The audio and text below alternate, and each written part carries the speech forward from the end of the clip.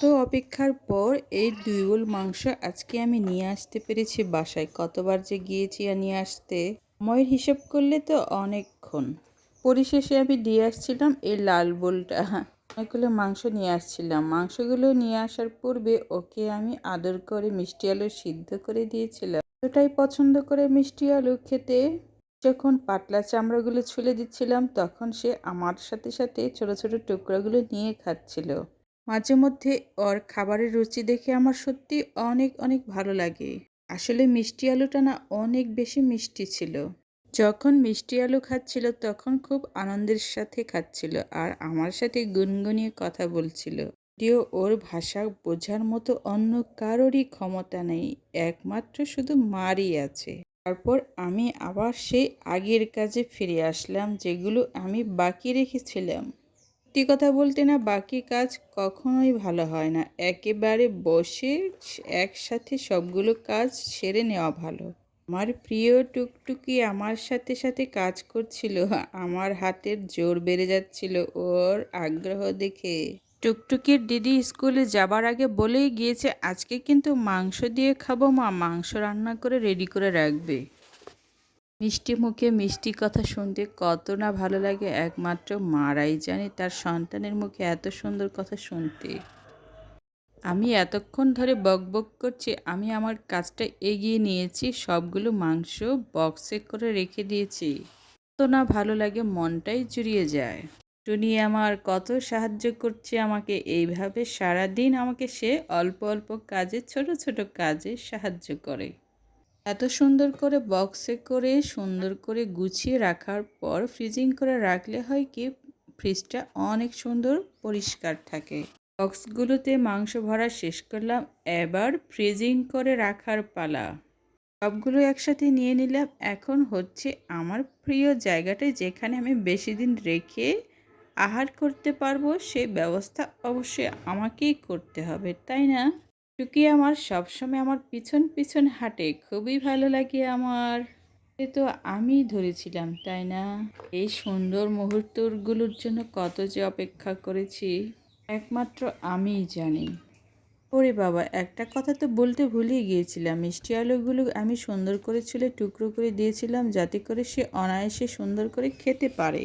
এতগুলো মাংস রেডি করতে অবশ্যই অনেকটা সময়ের ব্যাপার। এই সময়ের ব্যাপারের কারণে আমি একটু বাইরে বসেছি যাতে আমার একঘেয়েমি ভাবটা না আসে। কোনো কাজ করতে গিয়ে অবশ্যই যদি একঘেয়েমি ভাবটা আসে না, তাহলে সেই কাজে আর আনন্দ পাওয়া যায় না।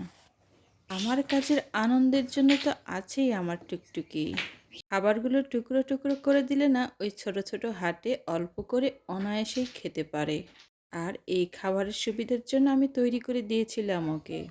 বক্সগুলো নিয়ে টুকটুকি আমার খেলা করছিল আমার সাথে, খুবই ভালো লাগে ওই যখন আমার আশেপাশে ঘুরঘুর করে আর আমাকে ছোট ছোট কাজে ঠিক এইভাবে সাহায্য করে। আসলে সময়গুলো না কেমন দিনে দিনে বেড়ে যাচ্ছে, আমার তো মনে হয় আগাচ্ছে।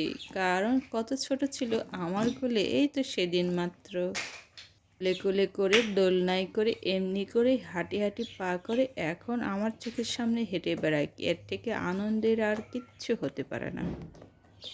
জীবনটা আসলে সবসময় উপভোগের বিষয়, কারণ অনেকে বলে জীবনটা নাকি অনেক ছোট। আমি তো মনে করি জীবন অনেক বড়। তবে জীবনের প্রতিটা সময় আসলে উপভোগের বিষয়। অনেকে পরিশ্রম করে অনেকভাবে উপভোগ করতে পারে নিজের ছোট্ট এই জীবনটাকে। জীবনের প্রতিটা ক্ষণে ক্ষণে না কত মানুষের সাথে দেখা, কত মানুষের সাথে সাক্ষাৎ, আর কত কিছু যে কাহিনী থাকে। এই সাক্ষাৎ আর কাহিনীর মাঝে আমার এই ছোট্ট পরিবার আজকে ক্যামেরার সামনে ধরা পড়েছে। আমি দুজন মাত্র ছিলাম, এক এক করে আমরা এখন 4 জন হয়ে গেছি। জীবনের নানান রঙে নানান স্মৃতিগুলো খুবই মনে পড়ে, খুবই ভালো লাগে। এমনি করে এই সংসারটা আমি গড়ে তুলেছি মনের মতো করে। সৃষ্টিকর্তার আশীর্বাদে সৃষ্টি করতে পেরেছি ছোট ছোট জিনিস, এখন আমার চোখের সামনে ধীরে ধীরে বড় হচ্ছে। এর থেকে সুখের ঠিকানা আর কিচ্ছু হতে পারে না। এবার হচ্ছে আমার আসল কাজে চলে আসলাম। আমি আমার ফ্রিজের মধ্যে এই জিনিসগুলো বক্সে করে রেখে দেব, যতদিন না পর্যন্ত আমি ব্যবহার করি ততদিন। ফ্রিজটা আমার অনেকটাই ভালো, অনেক দিন আমার খাবার পর্যাপ্ত ফ্রেশ রাখতে পারে।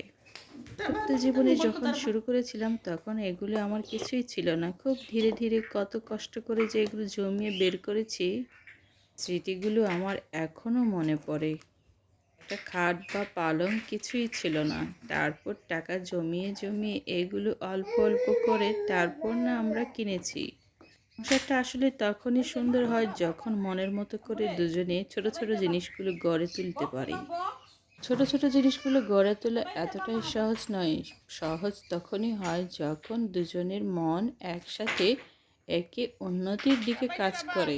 এখন আর সেদিনের মতো করে পর্যাপ্ত সময় পাই না যে নিজের জন্য এতটা খেয়াল রাখি। এখন পরিবারের খেয়াল রাখতে সময় চলে যায়। ওই এটা কিন্তু ডাহা কেমন জানি অন্যরকম কথা হয়ে গেল। আসলে নিজের জন্য অনেক সময় থাকে, গুছিয়ে গুছিয়ে সেটা বের করে নিতে হয়। মাত্র ফ্রিজটা পরিষ্কার করেছিলাম আজকে, আর বন্ধুদের আমি সেটা দেখালাম না কারণ আমি সেটা ভিডিও করতে পারিনি।